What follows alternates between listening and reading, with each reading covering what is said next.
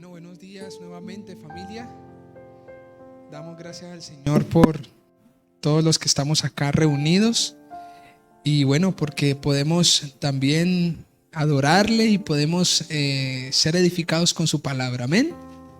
Quisiera que oremos al Señor antes de iniciar esta predicación, este tiempo. Que Dios nos ilumine y que nos permita entender su palabra. Amén. Vamos a orar. Padre, gracias, Señor, te damos por tu bendita palabra. Tu palabra dice que tenemos la palabra profética más segura, en la cual deberíamos estar atentos como esa antorcha que alumbra en medio de la oscuridad. Ayúdanos, Señor, y danos el entendimiento, ilumina nuestra mente, trae esa palabra, Señor, a nuestro corazón, y que la semilla que hoy sea puesta en el corazón dé fruto, Señor, que podamos estar advertidos. Tu palabra dice que la escritura es útil para redarguir, para exhortar, para dar ánimo, para hacer perfecto al creyente, Señor. Ayúdanos a ser edificados por medio de la fe, en medio de las ruinas de la incredulidad. Sabemos que vivimos en un valle donde hay duda, donde hay mucha maldad, Señor, donde se ignora tu palabra. Pero, Señor, ayúdanos como iglesia a sostenernos, por cuanto tú nos has dado y nos has provisto todo, Señor, para poder, como dice tu palabra, pelear la buena batalla. Gracias, Señor. Bendecimos tu santo nombre y quedamos en tus manos. En Cristo Jesús, amén y amén. Bueno, familia, quiero invitarlos por favor para que abran su Biblia en la primera carta a Timoteo, capítulo 1, versículo del 3 al 6. Antes de hacer lectura de ese texto, quisiera dar el título de la predicación. Y le hemos titulado Edificando por la fe, en medio de lo que la incredulidad deja, que son ruinas. Entre otras cosas, edificando por la fe en medio de las ruinas de la incredulidad.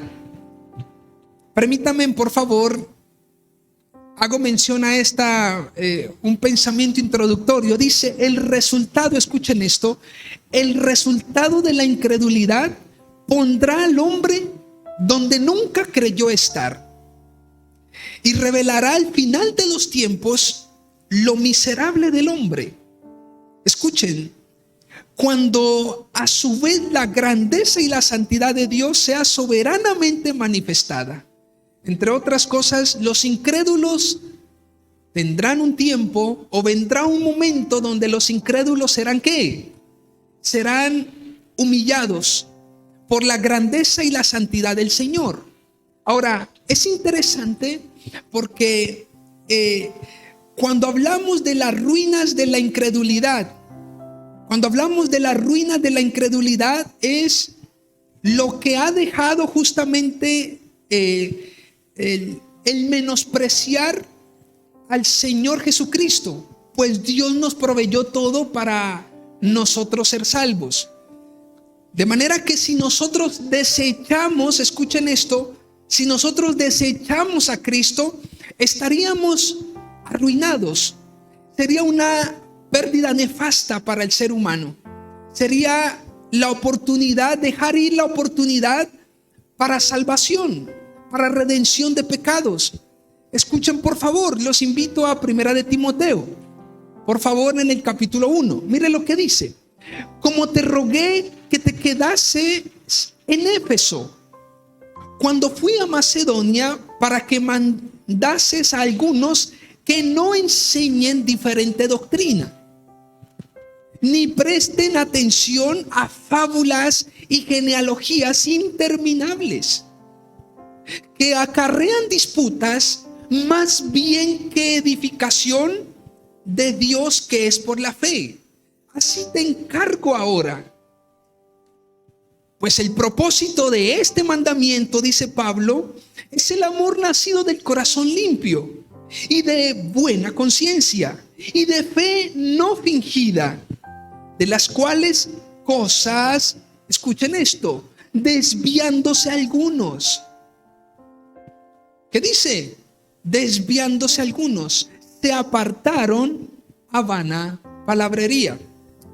Que el Señor nos ilumine en esta mañana para entender su palabra. Escuchen esto, entremos un poco al contexto de este pasaje. Pablo está escribiendo a Timoteo. Probablemente esta carta se escribe luego de que Pablo sale de la primera prisión en Roma, más o menos entre el 61 y 62. Luego Pablo iba a escribir una segunda carta a Timoteo, pero esta segunda carta se escribiría a lo último o en los últimos días de la vida de Pablo, entre el 65 67 aproximadamente. Lo que quiero decir es que en esta carta Pablo está colocando las bases de lo que en la segunda carta Pablo volvería y sería reiterativo. Pablo está escribiendo a un hombre colaborador, un hombre que compartía también la misma visión de Pablo, y era el celo y el amor por Jesucristo. ¿Están conmigo? Pablo le escribe a Timoteo, Timoteo siendo un colaborador fiel de Pablo. Siendo un colaborador fiel del apóstol Pablo. Timoteo entonces es el discípulo, es uno de los discípulos de Pablo. En Hechos capítulo 16 vemos cómo Timoteo es visto por Pablo y es conducido, animado para que Timoteo ejerza el ministerio juntamente con Pablo. De hecho, en el segundo viaje misionero, el apóstol Pablo se lleva a Timoteo para el viaje y emprenden una travesía, un acúmulo de experiencias que luego ustedes lo van a entender. El apóstol Pablo ve cómo Timoteo venía con bases puestas por su abuela y por su madre. ¿Se acuerdan de Loida y de Eunice? Bueno, estas dos mujeres fueron determinantes en la vida de Timoteo.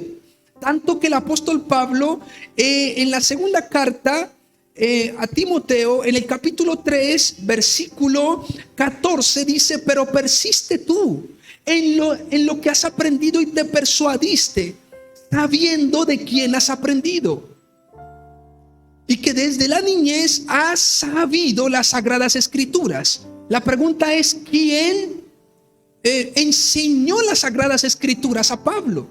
Para las mujeres, para las madres,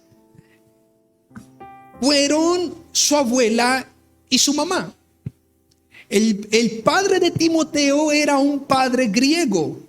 Por ende, por el solo hecho de ser griego, no tenía un interés ni una base sólida para sembrar en su hijo la buena palabra del Señor. ¿Cuántos me están siguiendo? Pero la mamá y la abuela de Timoteo tenían solidez en su fe. Tenían una fe, dice la palabra, no fingida. Y esa fe no fingida y esa palabra fue sembrada desde la niñez a Timoteo. Para todos los que son abuelos, abuelas, pues deberíamos considerar esto. La niñez es determinante para sembrar en los corazones de nuestros hijos.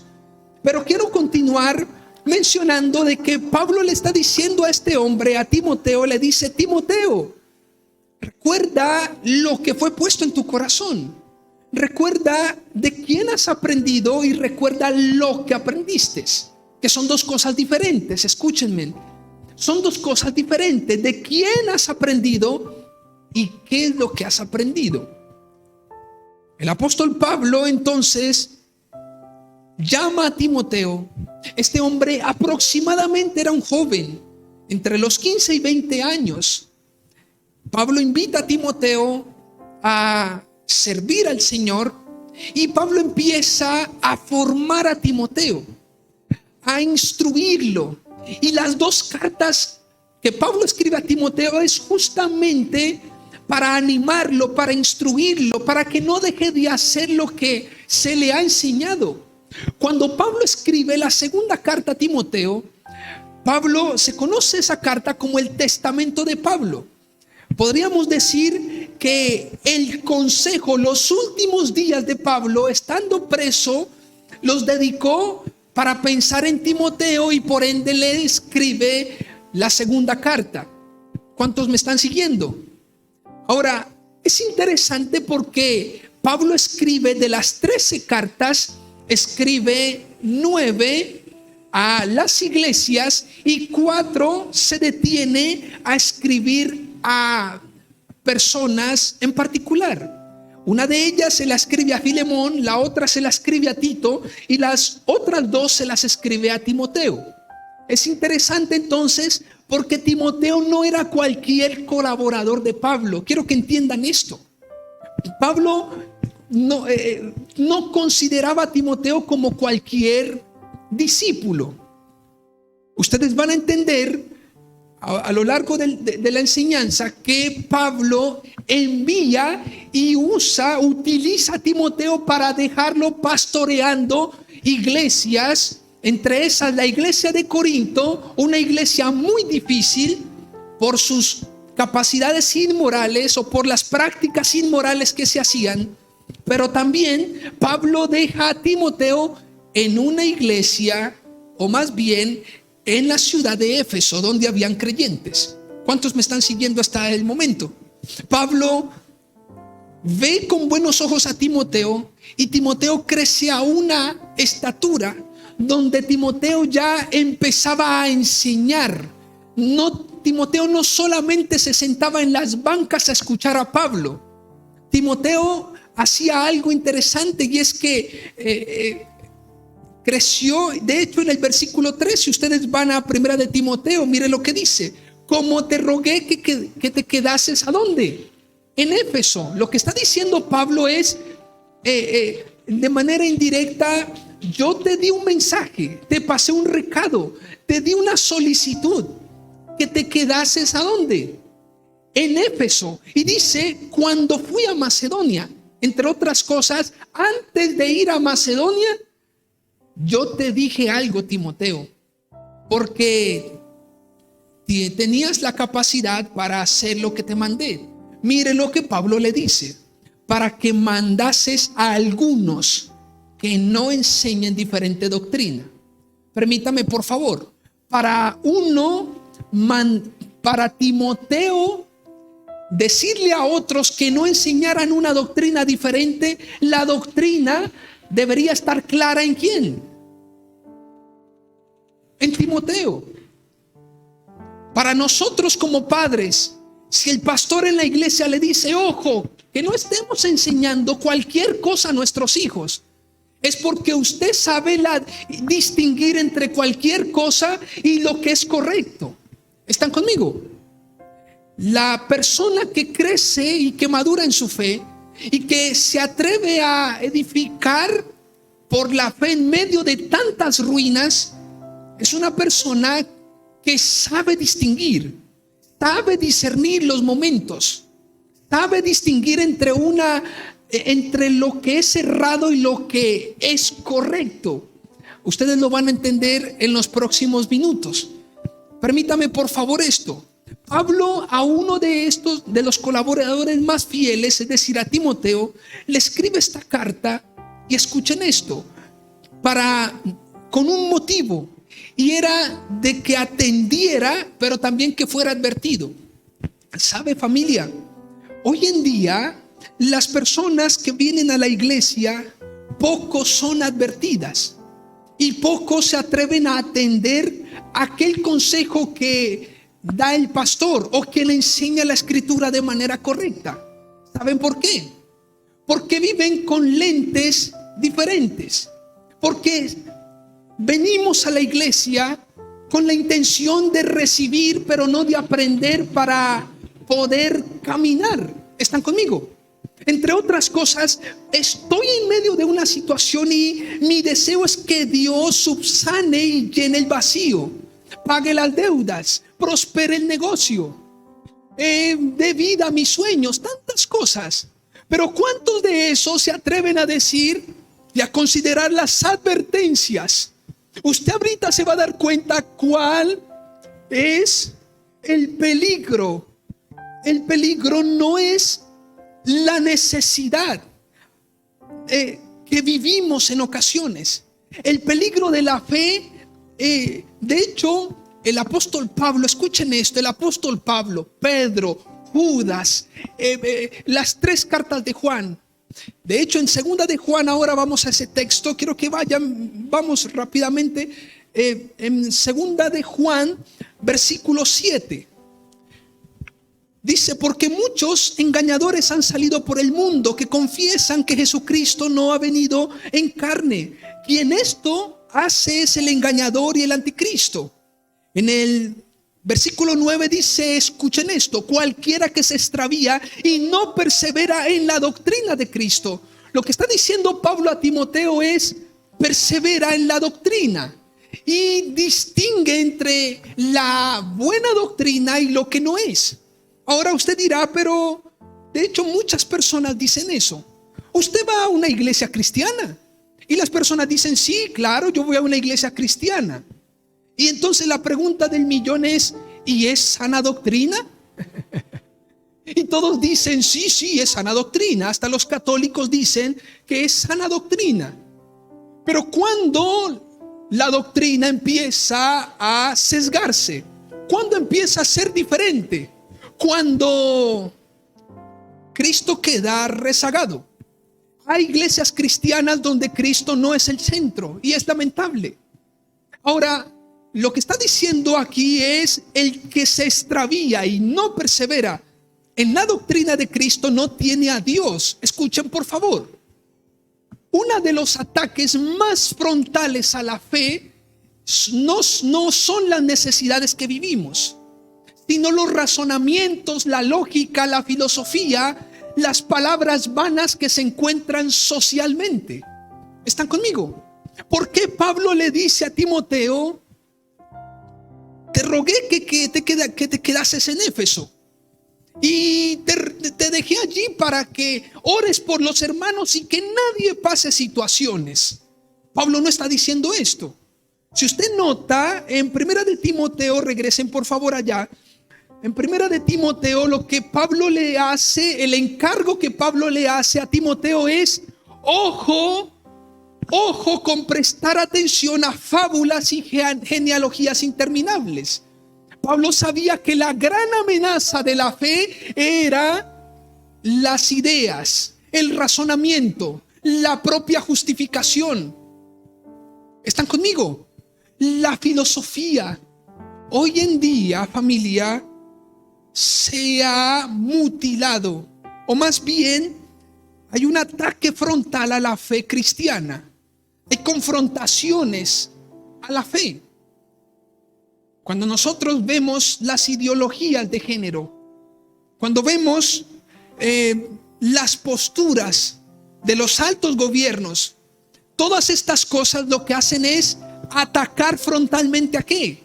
La fe. Permítame por favor, soy un poco más preciso. Su fe será vulnerable no solamente cuando tengamos necesidades, no mucho más cuando usted empieza a razonar, a creer cosas que no debería creer. El apóstol Pablo se interesa, Pedro, Judas se interesa por mantener una fe. ¿Cuál era el riesgo que corrían ellos en el primer siglo? No la lepra, no las situaciones adversas. El gran problema era que habían doctrinas falsas, que habían quienes escuchaban a espíritus engañadores. ¿Cuántos me están siguiendo? Pablo quiere, es más, Pablo hace 8 días decíamos en 2 de Corintios capítulo 11, Pablo le dice, pero temo con celo de Dios, dice, lo celo con celo de Dios, porque pretendo presentar la iglesia como una virgen pura a Cristo. Y dice, porque temo que sean removidos, engañados, seducidos por sus sentidos. de tal manera que dejen de ser fieles a Dios. Y sabe el versículo 4 de 2 de Corintios 11 que dice, no habla de la necesidad, del hambre, no habla de las amenazas que vive la gente en medio de la marcha en la vida. La preocupación de Pablo, claro que era, de hecho leemos Hechos capítulo 14, desde el versículo, permítame por favor, Hechos capítulo 14, desde el versículo 21 al 23. Y Pablo, luego de estar en algunos sectores, algunas ciudades, se devolvió a ver cómo estaban los ánimos de la iglesia. Entre otras cosas, claro que es necesario considerar cómo están los ánimos de la iglesia cuando se encuentran en dificultades. ¿Están conmigo? Pero la gran preocupación de Pablo no era por qué están atravesando ellos, era qué los está permeando. ¿Están conmigo? ¿Cuántos me están siguiendo? La gran preocupación no era ¿será que les falta comida? ¿Será que no? La gran preocupación era ¿qué les está permeando el corazón? ¿Qué les está haciendo fracturar la fe? ¿Qué están haciendo o qué están escuchando para que sus sentidos sean removidos?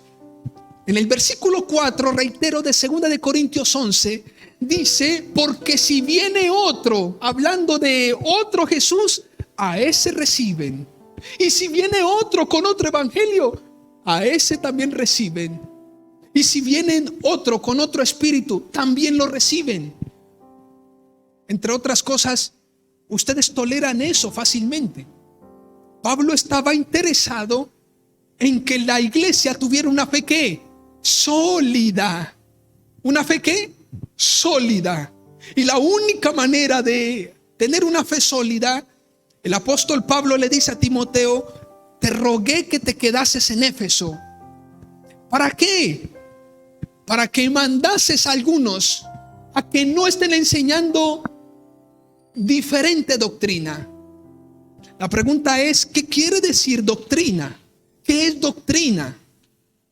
Porque reitero, preguntas dicen, ¿qué es sana doctrina? Y entonces no, pues Padre, Hijo, Espíritu Santo, pero usted se sienta en las bancas de la iglesia y en la manera aún como se persuade a la gente a prosperar, ahí están relegando y están mutilando la cabeza que es Cristo. ¿Cuántos me están siguiendo? El simple hecho de decir es que tienes que agradar a Dios con tu ofrenda, están mutilando a Cristo. ¿Por qué no le enseñamos a la gente que sin la cabeza el cuerpo no puede estar? ¿Por qué no le enseñamos a la gente que somos bendecidos, prosperados si estamos en Cristo? La palabra del Señor dice en Colosenses 1:19, dice, por cuanto agradó al Padre que en Él habitase toda plenitud. ¿En quién? En Cristo. La única manera de agradar al Padre es a través de Cristo. Y así muchas doctrinas. Habían unos que hacían doctrinas que no creían en la resurrección de Cristo. Otros decían que Cristo no había venido en carne. Otros decían que Cristo era un ser creado, pero no un ser divino. Y así, cuando leemos, de hecho, en 1 de Juan capítulo 2, el apóstol Juan está diciendo algo interesante. Hijitos míos, ya es el último tiempo, y según vosotros oísteis que el anticristo viene.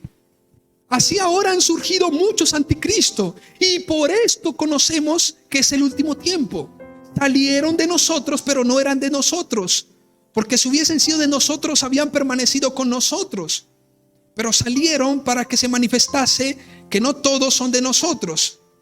Mira lo que dice en, permítame por favor, cuando leemos Judas, allí antes de Apocalipsis, cuando leemos Judas, usted ve que Judas aún en ese primer siglo estaba advirtiendo sobre falsas doctrinas y falsos cristos. Lo que ellos estaban cuidando y la teología, el pensamiento de los apóstoles es: no queremos que se ensucie la fe. Dígale que está a su lado, que no se ensucie su fe, que no se sea salpicada la fe. Hoy gente que cree en esto, pero luego está creyendo en otra cosa. Debemos edificar por la fe en medio de la incredulidad de las ruinas. Escuchen esto. El antecedente del apóstol Pablo en Éfeso era inolvidable. Cuando usted se acuerda que Pablo en Hechos capítulo 19 llega a Éfeso y Pablo se encuentra con que habían unos hombres allí, el número era 12 hombres que habían escuchado el evangelio de Cristo, pero no habían sido bautizados por el Espíritu Santo. Cuando llegan estos hombres, cuando llegan los apóstoles, cuando llega Pablo, entonces Pablo ora por ellos y el Espíritu Santo desciende sobre esos creyentes en Éfeso. Dice la palabra en Hechos capítulo 19, si usted va conmigo en el versículo 9, dice: pero endureciéndose algunos y no creyendo. ¿Sabe una cosa, familia? Siempre lo diré. La demanda de Dios, antes que obedecer, antes que llamar a la iglesia a obedecer, es creer, familia. Nosotros no somos hijos de Dios porque obedecemos. ¿Cuántos están conmigo? La escritura no dice: Dios nos dio la potestad por cuanto cumplimos y obedecimos algo. Y entonces llenamos las expectativas porque hicimos esto o aquello. No. Dice que Él nos dio la potestad de ser hechos hijos. ¿Por qué? Porque creímos en Cristo, en el Hijo de Dios. En Éfeso habían unos que habían creído, pero otros, no creyendo, maldecían el camino delante, y se apartó Pablo de ellos. Y mire lo que pasó en esta escritura. Si usted puede detenerse a leer, dice: se apartó Pablo de ellos y separó a los discípulos, discutiendo cada día en la escuela de uno llamado Tirano. Como quien dice, Pablo estaba salvaguardando y con la intención de que la fe de estos discípulos nuevos no fuera ¿qué? Salpicada y permeada. Usted va a encontrar que Pablo en Éfeso de la mano de Pablo, Dios hace muchos milagros. Dice la palabra que la palabra crecía, que la palabra prevalecía poderosamente en Éfeso. Y luego vino un alboroto porque los negociantes del templo de la diosa Diana estaban diciendo: pero este hombre es el que nos ha venido a trastornar. Este hombre es el que nos ha arrebatado las almas. Ya no llegan a nuestro templo. Ahora ponen su fe en Cristo. Por eso casi matan a Pablo. Escuchen por favor el texto en Primera de Timoteo. Por favor, regresen allá. Distingue dos cosas y se las quiero mencionar. Simplemente con respecto al tiempo. Ahorita al final voy a darle unas consideraciones para que usted lo tenga en cuenta. Pero cuando leemos este texto en Primera de Timoteo, al menos se distinguen dos cosas en cuanto al tiempo. Si usted nota en Primera de Timoteo, lo que dice Pablo es: como te rogué que te quedases en Éfeso. Cuando leemos esa frase, quiere decir que la carta se escribió mucho después que Pablo le dijo a Timoteo que se quedara. ¿Están conmigo? Entre otras cosas, Pablo primero le dijo: quédate en Éfeso porque allí te necesito para que hagas callar, para que diga a los que hacen y enseñan diferente doctrina que no lo hagan. Pablo, cuando escribe esta carta, le dice: Timoteo, ¿te acuerdas que yo te rogué atrás, unos meses, unos años anterior? ¿Te acuerdas que yo te rogué que hicieras callar a aquellos que trastornan, a aquellos que predican un evangelio diferente? Eso es lo primero. Porque la primera distinción es que la experiencia de Pablo en Éfeso y la encomienda a Timoteo antes de ir a Macedonia. Entre otras cosas, Pablo le dijo a Timoteo y luego ¿qué? Y luego le volvió a ¿qué? Luego le volvió a decir. ¿Saben por qué? Porque mire lo que dice el versículo 4. En la última parte dice: así te encargo ahora. Entre otras cosas, Pablo le dijo antes de escribir la carta, pero también que cuando estaba escribiendo la carta. Pablo fue reiterativo. El mensaje de Pablo era reiterativo. Te encargo esto, recuerda lo que te dije. La pregunta es, si usted ha venido a la iglesia, ¿usted cree que deberíamos cambiar el mensaje o la intención de Pablo a Timoteo para pastorear la iglesia, siendo Timoteo un pastor de la iglesia de Éfeso?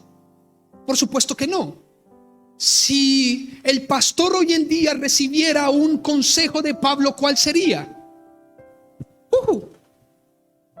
Te encargo que hagas silenciar, que no presten atención a fábulas. Te encargo que no, que ayudes a la iglesia a no ensuciar su fe, a edificar desde la fe. Escuchen, ¿cuál era la gran preocupación de Pablo sino esta? ¿Por qué Pablo es tan reiterativo y persistente, en el cual los creyentes en Éfeso vivían? Quisiera, por favor, mencionar algunas cosas antes de ir a los puntos. Escuchen esto. Los puntos son breves y rápidos. Dice, nuestro mundo está en ruinas. ¿Cuántos saben que así es? Escuchen esto. Porque ha sido edificado desde la incredulidad. La gente no cree, el mundo está en ruinas. Esto es algo como el resultado. Está en ruinas el mundo por cuanto nunca creyeron. El pueblo de Dios, el pueblo de Israel vivió en la miseria y en muchos momentos en la ruina porque no creyeron la palabra del Señor, porque no se sostuvieron ni pusieron su fe en la palabra de Dios. Ahora, escuchen esto, tenemos ciudades construidas, pero corazones rotos y en pedazos por la incredulidad. A veces decimos, no, pero ¿qué vamos a estar en ruinas? Tenemos grandes ciudades. Cuando usted va a Estados Unidos, está Manhattan, está Hollywood, es una locura Nueva York con todas sus calles. Y no, que vamos a estar en ruinas, pues todo está construido. Sí, hay ciudades construidas, hay edificios construidos, pero corazones tan rotos, familia, tan miserables, simplemente por la incredulidad. Tenemos campeones del mundo, pero derrotados por nuestro propio hombre de pecado. Son campeones del mundo, pero realmente viven en derrota por su propio hombre de maldad y de pecado. Escuchen esto, tenemos hombres conquistadores de montes, pero no tienen su hogar en orden. Conquistan empresas, conquistan muchas cosas, pero sus hijos no están en sujeción. Pero su esposa no es tratada con dignidad. Muchos, escuchen, muchos edificando fueron destruyendo a la vez. ¿Cuántos conocemos que muchos fueron qué? Colocando piedras sobre piedras, pero a la vez fueron destruyendo. Muchos edificando fueron destruyendo, subiendo fueron bajando, alcanzando fueron teniendo menos. Por una sencilla razón, por la incredulidad. La incredulidad es el inicio de la ruina, familia. Y lo que sucede con la incredulidad y lo que sucede cuando Satanás viene y engaña al hombre es que hace pensar de que todo lo construido es algo victorioso y es el éxito de nuestra vida, cuando no es así. El éxito de nuestra vida radica en poner la fe en Cristo y sobreponernos a lo que nosotros somos. Muchos decimos y entendemos la lucha que David tuvo contra Goliat, y entonces decimos, Goliat es el monte, es la empresa que necesito. Sí, ok, pero ¿acaso no te das cuenta que ese Goliat también es algo que está allí dentro de ti, que debes derribar? Hay muchas personas que viven alcanzando muchas cosas por fuera cuando no han alcanzado nunca nada de adentro. No tienen dominio propio. Ciertamente en un mundo de ruinas por incredulidad a la verdad y por considerar diferente doctrina, es preciso aprender lo que la enseñanza bíblica nos deja. Aquel que considere lo que enseña la Biblia para edificar por fe en medio de la incredulidad nunca estará en derrota, nunca será un fracasado, La ruina de la incredulidad, escuchen esto, no son sueños perdidos. A veces decimos, no, por mi incredulidad estoy en la ruina. Pero no hay mayor ruina que ser esclavo del pecado, no haber perdido sueños en la vida. ¿Están conmigo? Escuchen esto, la ruina de la incredulidad no son sueños perdidos, no es el éxito propuesto no alcanzado. Hay personas victoriosas en este mundo que se atreven a decir: todo lo puedo en Cristo, todo lo pude en Cristo y todo lo podré en Cristo, porque Él siempre me va a fortalecer. Aun cuando estuve en momentos difíciles. ¿Sabe, familia? El que pone su fe en Cristo, aunque ande en valle de sombra y de muerte, nunca estará en ruinas. Aunque ande en enfermedad, aunque ande en aflicción, aunque ande en momentos difíciles, nunca su vida estará en ruinas. Su vida no estará hecha a pedazos. El que simplemente se amañe y encuentre graneros en este mundo, y simplemente se amañe y se sostenga en su incredulidad, creyendo en sus capacidades, nunca se dará cuenta que siempre vivió arruinado, aunque tuviese mucho. ¿Cuántos me están siguiendo? La ruina de la incredulidad no es quedarse sin vacaciones, no es fracasar en los negocios. La ruina de la incredulidad es dejar ir el momento oportuno para salvar mi vida. ¿Están conmigo? Es dejar ir la niñez, es dejar ir el momento oportuno de mis hijos pequeños, cuando pude haberles sembrado una palabra. ¿Cuántos me están siguiendo? A veces pensamos que estoy en las ruinas simplemente porque no tengo. El apóstol Pablo dice: he aprendido a vivir cualquier sea mi situación. Y por eso puedo decir: todo lo puedo en Cristo que me fortalece. Las ruinas de la incredulidad son nefastas y radican en la pérdida propia, en la pérdida de nuestra vida, en dejar ir el tiempo, en perder el tiempo de nuestra juventud. Es la esclavitud al deseo de la carne. Esa es la mayor pérdida y la ruina de la incredulidad. Es pretender que soy libre cuando soy esclavo de los deseos de la carne. La vanagloria de la vida, la jactancia, la satisfacción por el deseo de los ojos. Familia, en la iglesia, en muchas ocasiones se escuchan testimonios muy fuertes y a veces dolorosos, de madres que luchan por sus hijos, de madres que dicen: pero ¿cómo hago? ¿Qué hago? ¿Cómo le enseño? ¿Para dónde voy? ¿Qué hago? ¿Sabe, familia? Cuando usted pone su fe en Cristo, usted va a empezar a edificar por fe su casa, su vida.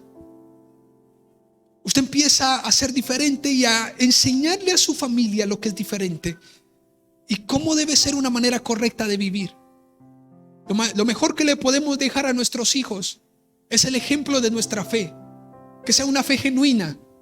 El apóstol Pablo, recuerdo y reitero, el apóstol Pablo le dice a Timoteo: recuerda a esas mujeres que te enseñaron.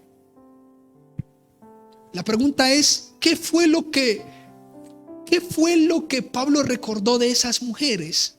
Sus riquezas, sus propiedades, sus capacidades. ¿Qué fue lo que Pablo le dijo a Timoteo? Recuerda a esas mujeres y recuerda lo que ellas tenían. Su fe, familia, la fe no fingida que había en esas mujeres. Qué bueno que la iglesia entienda que debemos ser influyentes en medio de nuestra familia por nuestra fe. Escuchen, la fe estará en peligro, escuchen, livianamente cuando pasamos por dificultades. Si usted puede entender esto, la fe estará en peligro, ¿cómo? Livianamente cuando pasamos por dificultades. Usted dirá: pero no. ¿Sabe cuándo estará agresivamente y seriamente en peligro? cuando nuestros sentidos empiecen a ser seducidos por otro evangelio, por otro Cristo, por otra doctrina. ¿Están conmigo? Allí nuestra fe empezará a estar severamente comprometida. Cuida tus oídos, cuida tus ojos.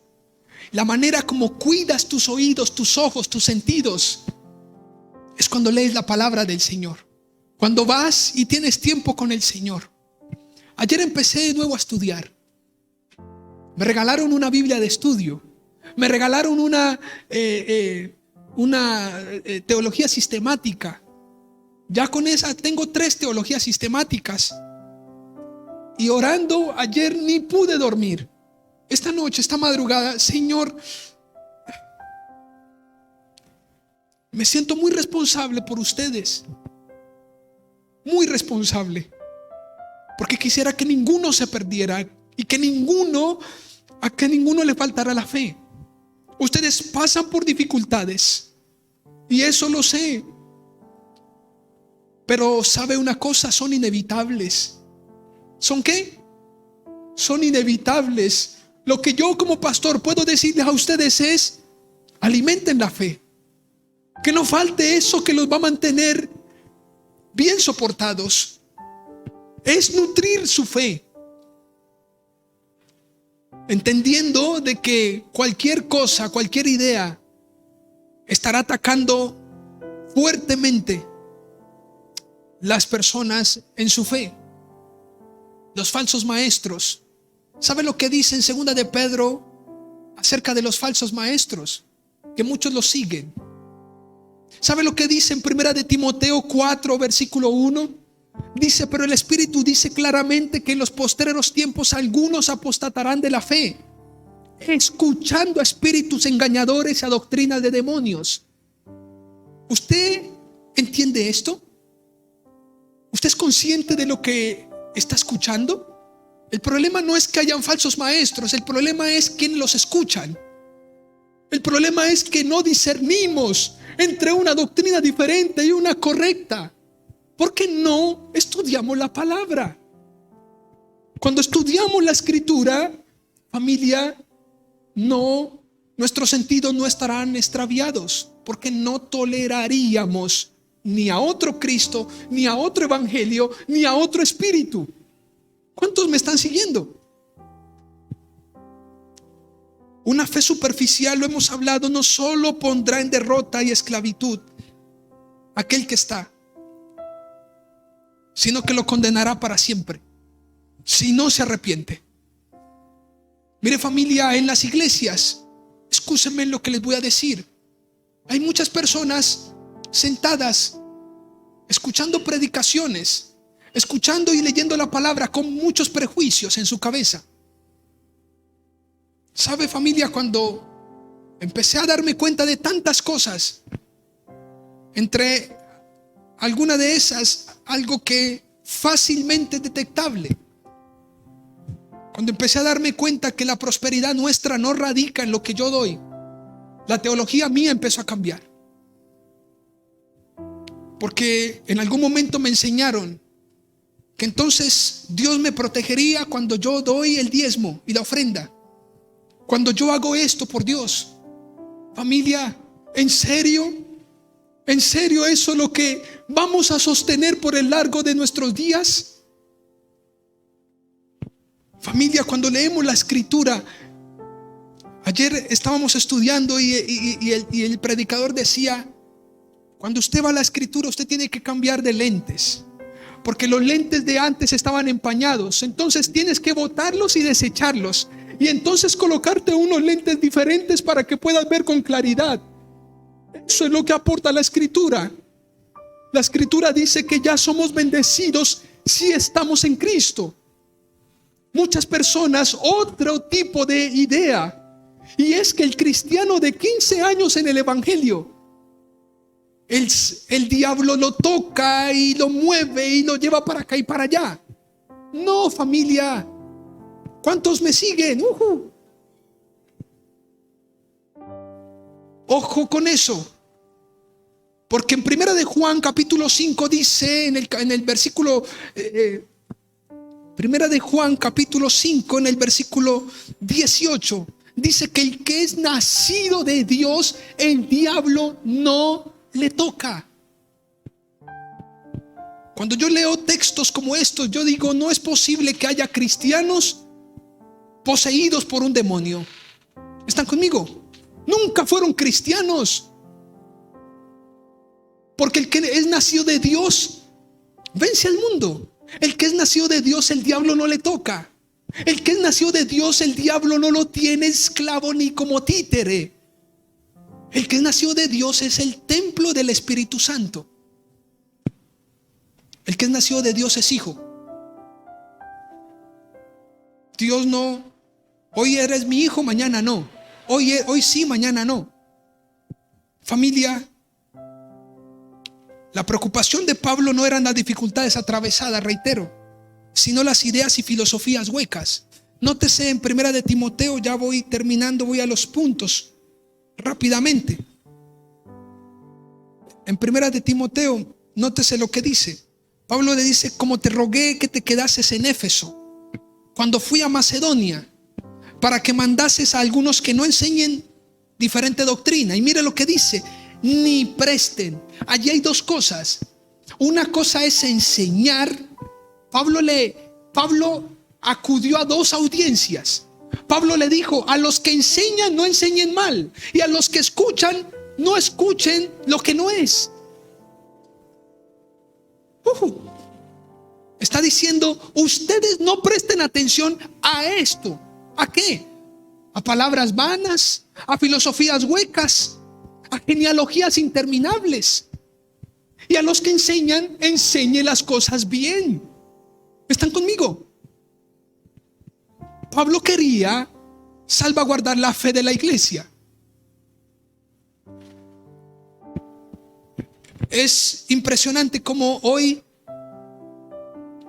personas caen en esto, genealogías interminables, y empiezan a ir por toda la Biblia en genealogías a ver si es verdad que Cristo vino. Y los judíos dicen que cómo es posible que en medio de la genealogía se hable de mujeres en la genealogía de Mateo, y empiezan a cuestionar y a cuestionar. Genealogías interminables que acarrean disputas. Escuchen esto, familia. Siempre que hay, escuche por favor, una doctrina diferente, siempre va a acarrear disputas. Quiero ir a la primera consideración. Pero antes no quiero dejar ir esto. Escuchen esto. La necesidad hace al hombre vulnerable y lo hace ver frágil. Las filosofías e ideas huecas y sutiles desvían y engañan al hombre de pecado, colocándolo como orgulloso. La necesidad simplemente hace al hombre vulnerable y frágil.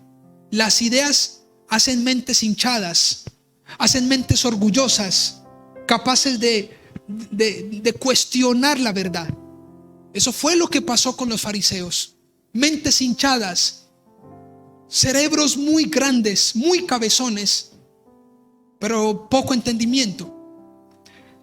Quiero mencionar la primera consideración para edificar por medio de la fe en medio de tanta ruina, de la incredulidad. Lo primero es aprender y tener claridad para distinguir cuando hay una diferente doctrina. La persona, el padre de familia, el que enseña en casa. ¿Sabe usted que las mujeres deben enseñar en casa a sus hijos? Que esa es la labor de las mujeres piadosas, de los padres piadosos. Debemos enseñar la palabra del Señor, como dice en Deuteronomio 6. ¿Cuántos recuerdan? Y las enseñarás a tus hijos, y las pondrás en esta palabra, la pondrás en los dinteles, en las puertas, en los portones de las casas. Aprender y tener claridad para distinguir cuando hay una diferente doctrina. Lo segundo es crecer a fin de enseñar a otros a no enseñar diferente doctrina. Eso es diferente. Una cosa es aprender y tener claridad qué es lo que no es. Y otra diferente es crecer, madurar a tal punto donde le digamos a otros, así no es. ¿Están conmigo? Lo que está diciendo Pablo a Timoteo es, vaya y aprenda. No, Pablo le está diciendo a Timoteo, vaya y dígales a los que enseñan que no enseñen así. ¿Están conmigo?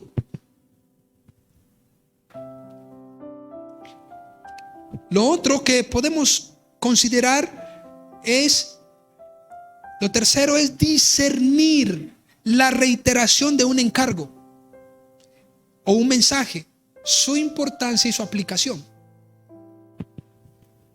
Discernir la importancia del mensaje. Entre otras cosas, ¿por qué tanta repetición? Todo este mes hemos estado hablando de la fe. ¿Por qué tanta qué cosa que el pastor, que la fe superficial? ¿Por qué? Discernir qué es lo que está sucediendo en mi entorno. Las necesidades están apagando mi fe. ¿Qué es lo que está fracturando mi fe? ¿Estoy siendo seducido? Discernir la reiteración. A veces hay personas que se les dice, se les vuelve a decir y no qué. Y no la cogen. No la cogen. Cuarto,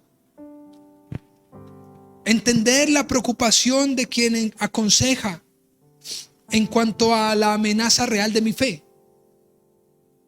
Familia, creo que el apóstol Pablo le decía a Timoteo, cuídese de esto.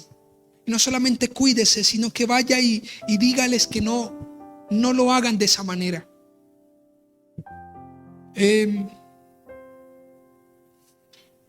Realmente nuestra fe está amenazada.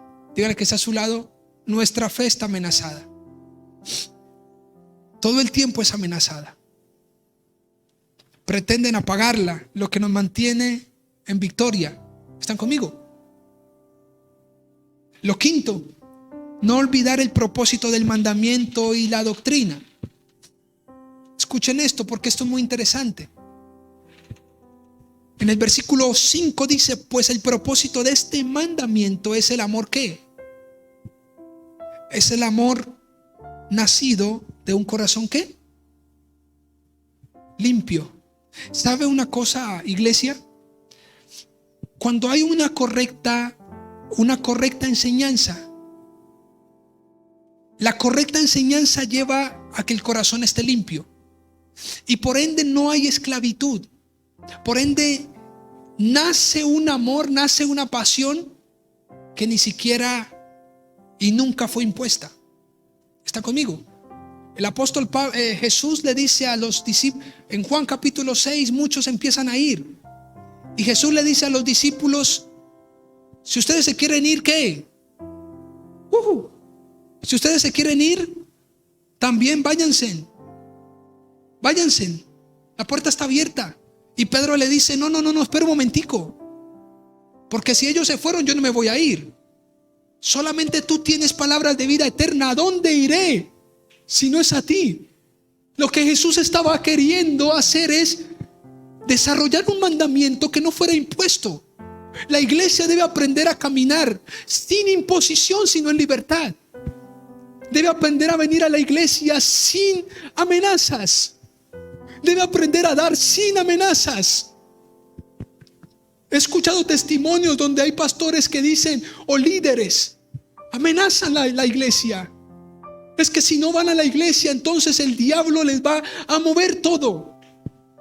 Enseñemos el sano mandamiento para que sanamente se reproduzca un corazón. ¿Están conmigo? A alguien esta semana le decía, eso que yo estoy escuchando de ti, eso es gracias a la obra que el Señor ha hecho en tu corazón. Porque nadie te está atando, nadie te está colocando un yugo, pero está reconociendo la necesidad y la dependencia del Señor. El amor nace de un corazón limpio. Pues el propósito de este mandamiento es muy diferente a lo que decían las genealogías interminables y las fábulas que muchos escuchaban. ¿Cuándo darnos cuenta que una doctrina no es correcta? Cuando pone yugo a la persona. Cuando sencillamente todo el tiempo está, si usted no hace, entonces vendrá la maldición. No, familia, vendrá la enfermedad. Si ustedes, tantos testimonios a lo largo de la historia de esto, si ustedes no se congregan, si ustedes no vienen a la iglesia, entonces yo siempre digo lo mismo. Recuerdo esa señora, compañera mía de trabajo, que decía, este mes me va a ir muy mal. Y le dije, ¿por qué? Me dijo, porque no di el diezmo en la iglesia. Le dije, no, porque antes no lo dabas y Dios te sostuvo hasta el día de su gracia, que te permitió reconocerle, nacer de nuevo. Ahora, dad como propuso tu corazón. Recuerda que más bienaventurado es dar que recibir.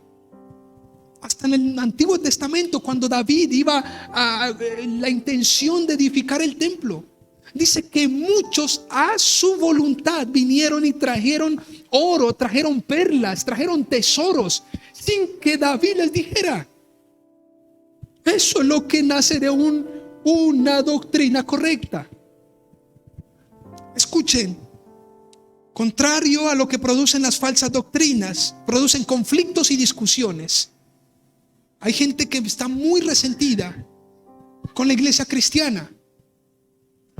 Nada más que día me contaba alguien que venía en un carro, en un transporte, y esa persona le dijo, yo no vuelvo por allá a esas iglesias, porque cuando estuvimos antes de la pandemia y yo faltaba un domingo, el domingo en la tarde me llamaban. ¿Y por qué no fue? ¿Y el diezmo dónde está?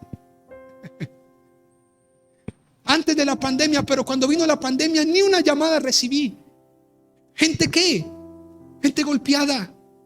Hay que enseñarle a la gente a caminar en libertad, con un corazón limpio. El principio, el propósito de este mandamiento bendito es el amor. Es el amor nacido de un corazón limpio. Lo otro es una buena conciencia. El texto dice que debe haber una buena conciencia. Pues ese es el propósito del mandamiento.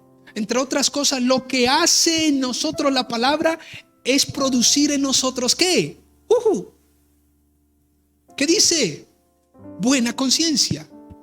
¿Sabe? Nosotros podremos engañar a muchos, pero a nuestra conciencia no. En Romanos 2:15 dice que Dios dio una manera de calibrarnos, una manera de testear, de saber si estamos bien o no.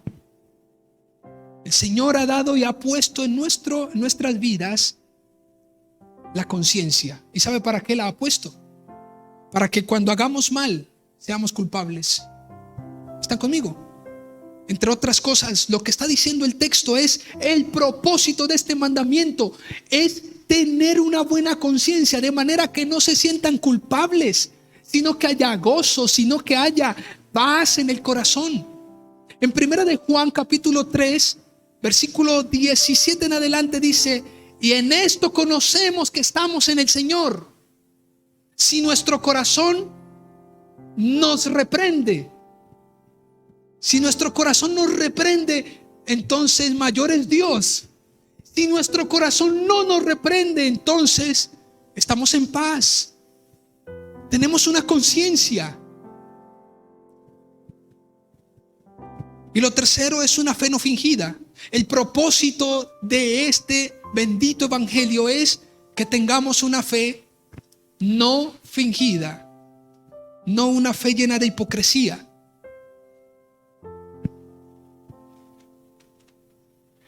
Termino. La sexta consideración: no sustituir el resultado del mandamiento del corazón limpio por la hipocresía de una mente hinchada. Lo que Pablo está diciendo es: dejen de engordar su mente con vanas palabrerías, con doctrinas de demonios, con diferente evangelio. Dejen de hinchar, dejen de estar buscando lo que no se les ha perdido. Más bien escudriñen la escritura, porque si lo hacen, vendrá un mandamiento que va a producir en ustedes una fe no fingida, un amor nacido de un corazón limpio y una buena ¿qué? Conciencia.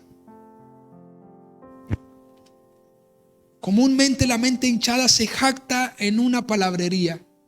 La otra vez a mí una persona me empezó a mandar por el WhatsApp una cantidad de cosas, de cuestiones rabinas y judías y todo eso.